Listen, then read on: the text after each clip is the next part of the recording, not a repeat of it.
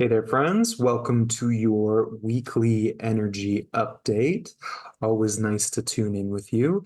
It was lovely tuning in with some of you this last week when I did a live reading on YouTube. I'll have another one of those in a couple of weeks.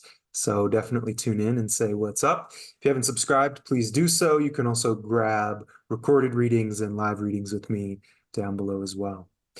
So, this is going to be an important week of slowing down, doing some inner inventory, and keeping your eyes out for ways in which you tend to distract yourself. Something is trying to emerge from the unconscious so that it can be processed. Now, your first card for this week is the Hermit card, and this is a card to pay close attention to when it shows up. Because when there's this kind of inner calling, a calling to go inward, to spend some time being with your thoughts, being with your energy, in prayer, in contemplation, touching base with any sacred texts that you feel connected with. Because if we don't listen to this, it's going to start to show up in other ways. It'll start to pop up in ways that we start to shut down in some way, or we start to feel anxious or overwhelmed. So when the Hermit card shows up, it's time to make that move consciously, right? If there are big events or big things that are happening this week that are avoidable, I would recommend taking some time to slow down, let people know, oh, I'm a bit under the weather, or I'm just needing some time to rest and recuperate. Turn that phone on silent and spend some time with yourself. Now, a good hermit process can be a time of tapping into your inner resources, your inner wisdom. This can also be a sign to reach out to those that are spiritual mentors, reading books by people that you feel deeply aligned with, because this is a time of reconnecting with that deep down inner wisdom and that up high, powerful law of the universe that streams through each of us.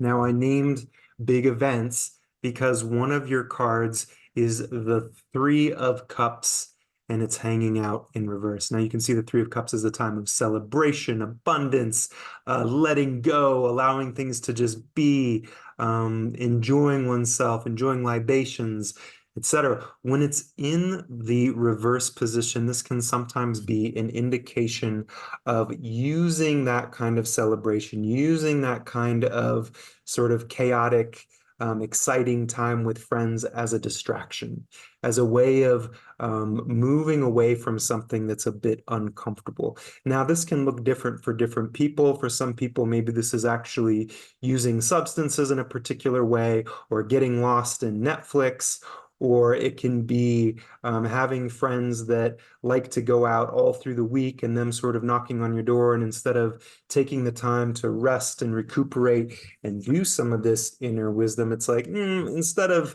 the sort of complicated work of going inward, I'm going to distract myself. It could also be as simple as like texting a lot or talking to friends on the phone when you don't really need to. It's more like a way of getting away from the uncomfortable. Now, the reason that I'm saying that something is emerging from the unconscious is that your final card here, the Three of Swords, is speaking to a certain kind of heartbreak, a certain kind of emotional turmoil that maybe happened in the not too distant past, or maybe happened a long time ago, but it's wanting some room in your awareness to come up.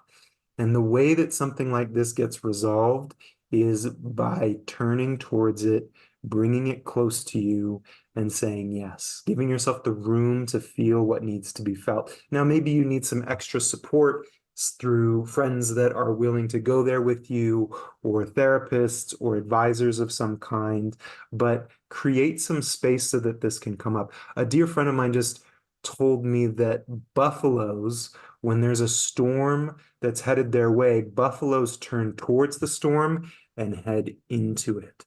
And, he was saying, well, what's the fastest way to get through a complicated time is to go through it versus trying to get away from it and avoid it and, distract ourselves and then it lingers and it lingers. It doesn't have to be that way. And you might find that reducing the resistance actually can make it into even a pleasurable experience. And if not a pleasurable experience, at least one that goes by pretty quickly. So I'm going to pull another card here and see if there's any other clarification. I'm going to look at what might be part of this distraction. Okay. And I'm going to look at what some of this heartbreak or emotional turmoil might have to do with. Gotcha. So some of the distraction is it's literally this place of there being conflict. Our culture is kind of addicted to drama. It's constantly tuning in with news cycles or with influencers that are saying this person got it wrong or this side doesn't see it right. And we've kind of got an obsession with that. So noticing if there's a tendency to steer away from the still silent places, the quiet areas of yourself, and reaching for the things that kind of make us go, ooh, I can argue about this, or ooh, I can feel a certain way. Some of the emotional discontent, we've got our star card in reverse, and this means that there can be a sense of not being connected with purpose. So this can sometimes look like something that doesn't quite feel fulfilled in us. And instead of us really being able to unwrap that, we've put layer upon layer of obligations and all kinds of other things. And every once in a while, a moment maybe like this week, it starts to emerge and we go, what's missing? What is it that's missing? And this is a good time to follow that inquiry back to the direct emotional and energetic response that's beneath it. So rather than just trying to figure it out up here, what is it that says I don't feel that spark? Or what is it that feels like it's not content? The result is going to be more of you, more capacity to feel connected with yourself and with life. This might be a sustained period.